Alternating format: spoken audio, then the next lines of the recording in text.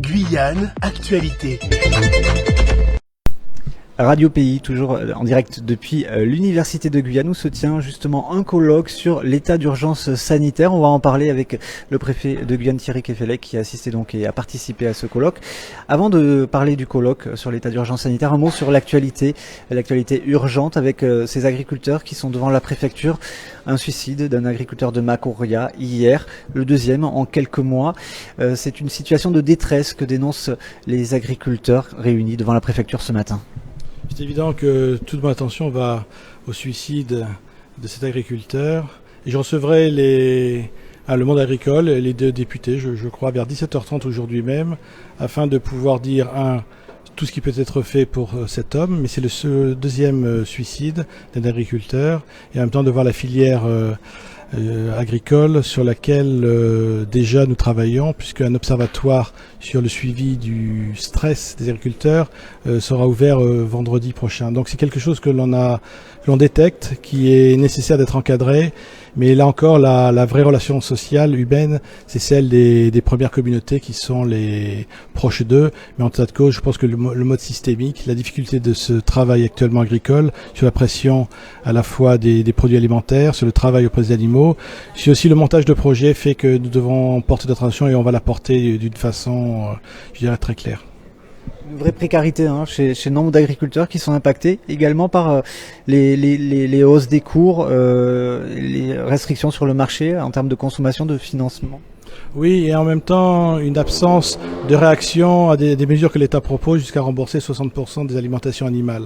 C'est un travail que j'ai vu avec Intervig lorsqu'ils ont fait leur exposition à laquelle je m'étais rendu. C'est un des sujets que j'avais évoqué avec eux, c'est-à-dire de faire ces passerelles qui leur permettront de vivre différemment tout ce qui est la pression sur tout ce qui est mais aliments pour animaux. Et on sait qu'avec le conflit ukrainien, tout ceci a été dérégulé au niveau mondial. Comment vous suivez la crise également du côté d'Alimac, puisqu'on parle d'agriculture, d'agroalimentaire, ce droit de retrait qui est engagé depuis hier, et là aussi une souffrance qui apparaît chez ces salariés du secteur agroalimentaire à Soula? Alors je dissocierais un travail d'entreprise qui doit fonctionner avec des normes, des règles, et c'est pour ça que l'inspection du travail sera, je dirais, appelée à aider à trouver des solutions. C'est dans le domaine alimentaire animal. Ça va gêner aussi la notion de production et d'alimentation des agriculteurs en besoin pour leurs animaux, mais pour l'instant c'est un sujet d'entreprise. Monsieur le préfet Thierry Kefelec, un mot également lié à l'actualité, c'est-à-dire la hausse du nombre de cas de Covid-19, 80 en 24 heures. Qu'est-ce qui se passe? C'est des cas qui sont symptomatiques ou pas? Est-ce qu'on a un peu plus d'éléments sur cette nouvelle hausse? Alors pas trop d'éléments, si ce n'est qu'on les suit, même si on a fermé l'ensemble des CIC, j'ai voulu hebdomadaire, puis après tous les 15 jours. On a un suivi qui est journalier pour moi et qui nous permet aujourd'hui de sentir qu'il y a un léger frémissement. Alors le taux d'incidence, je permettrai de parler d'un taux d'incidence qui est de 45 pour 100 000, fait encore partie du tout acceptable. On est sorti des taux d'incidence à 22, 29. Mais là encore, les petits chiffres nous amènent à avoir des taux qui montent un peu vite. Mais on va commencer à étudier ça avec la directrice générale de l'ARS, Clara Debord, sur lesquelles la vigilance et la veille est toujours d'actualité. Et on va trouver évidemment les raisons. Elles sont des raisons systémiques de température, de mouvements aussi scolaires, de rentrée scolaire. On ne sait pas trop encore, mais on va trouver des solutions. Est-ce on a une idée de d'où ça vient? Est-ce que c'est par avion? Est-ce que c'est les rentrées scolaires également d'autres de pays voisins qui ont pu... est-ce qu'on a des éléments? À un moment on traçait, aujourd'hui est-ce que... Alors c'est évident qu'avec les vacances qui sont terminées avec la reprise scolaire, il y a sûrement des vacances qui ont été faites en métropole. Le taux d'incidence est un peu plus élevé, il était vers 200, 250 en métropole. Alors on peut avoir justement cette conséquence de la rentrée scolaire que l'on détecte actuellement. Donc tout ceci va être étudié et on tiendra évidemment à informer l'ensemble de l'opinion. Est-ce qu'on connaît le variant qui est prédominant aujourd'hui? Le variant est toujours le même, c'est toujours le même au Omicron. Pour ça n'a pas changé et heureusement, c'est quelque chose qu'on arrive à circonscrire et à avoir de bons résultats à la fois dans la chaîne hospitalière. Il faut bien comprendre aussi que l'hôpital n'est pas sous pression, qui est pour nous un des indicateurs, l'indicateur principal pour nous d'une crise qui est sous contrôle et avec maîtrise.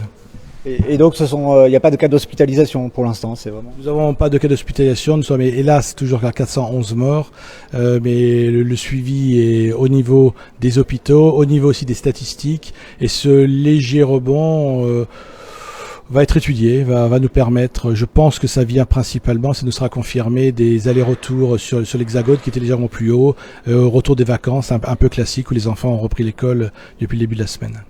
Les questions donc d'actualité et maintenant ce qui nous a mené ici c'était ce colloque sur l'état d'urgence sanitaire. Finalement c'est un droit d'inventaire qui a été fait ce matin avec un colloque organisé par le tribunal administratif. Vous avez reconnu parfois des situations où ça aurait pu être fait autrement, c'est ça? Le terme droit d'inventaire était un très bon terme. Je répondais à l'invitation du président du tribunal administratif. On voit bien la notion juridique administrative et en même temps au sein de l'université. Ce temps de réflexion, ce temps d'échange, ce temps de parole, sur lequel il y a des exposés qui sont très courts de ce qui a été fait et après les questions de l'ensemble de l'amphithéâtre qui posent des questions simples mais comprennent beaucoup mieux que les décisions sont en fait de bon sens, toujours encadrées vers le droit. Vous savez, certains exposent la notion de crédibilité de la parole de la préfecture et c'était un peu le début de mon introduction. Est-ce que je vais être crédible là encore après l'urgence sanitaire? Hormis les chiffres, les statistiques qui ont été d'ailleurs présentés par le président du tribunal du TA, c'est la notion de respecter et d'être dans le droit. Le droit c'est la vérité, mais je sais que parfois la vérité c'est très dur à entendre. Une dernière question liée donc à l'actualité, j'en profite, excusez-moi, c'est lié à Mari Passoula. La DGAC devait se rendre lundi sur le site de l'aérodrome. Est-ce que la DGAC a rendu un rapport? Est-ce qu'on s'oriente vers une réouverture de cet aérodrome? Est-ce que vous avez des éléments? Alors les éléments, c'est de la compétence de la CTG en tant qu'AOT, c'est-à-dire Autorité d'Organisation des Transports. La DGAC n'a pas pu se rendre directement parce qu'il y a un retard de pirogue. Je crois qu'aujourd'hui, mardi, elle est au travail. Elle va définir les bons états des pistes. Et le rôle de la DGAC, à travers celle de l'État, c'est de protéger, de prendre une décision. Pour être très très simple, quand on prend un avion, on se pose et on n'a pas d'accident, ni même d'incident. Donc tout ceci, c'est la sécurité de l'ensemble des futurs passagers. Et je pense que la décision technique sera très vite prise parce que les gens sont sur place et vont pouvoir trancher assez rapidement. Merci beaucoup. Donc Thierry Kefelec, rencontre donc avec les députés cet après-midi concernant les mallettes des agriculteurs. Oui, vers 17h30, j'ai rendez-vous avec le monde agricole qui s'est rendu devant la préfecture ainsi que les demandes des 2 députés de la Guyane. Merci beaucoup donc pour ce point en direct sur Radio Pays depuis l'université de Guyane en marge du colloque sur sur l'état d'urgence sanitaire. Monsieur le préfet Thierry Kefelec, merci à vous. Outremernews.fr, le site de l'actualité Outre-mer, 24 heures sur 24 et 7 jours sur 7. Retrouvez la chaîne Outremer News sur YouTube.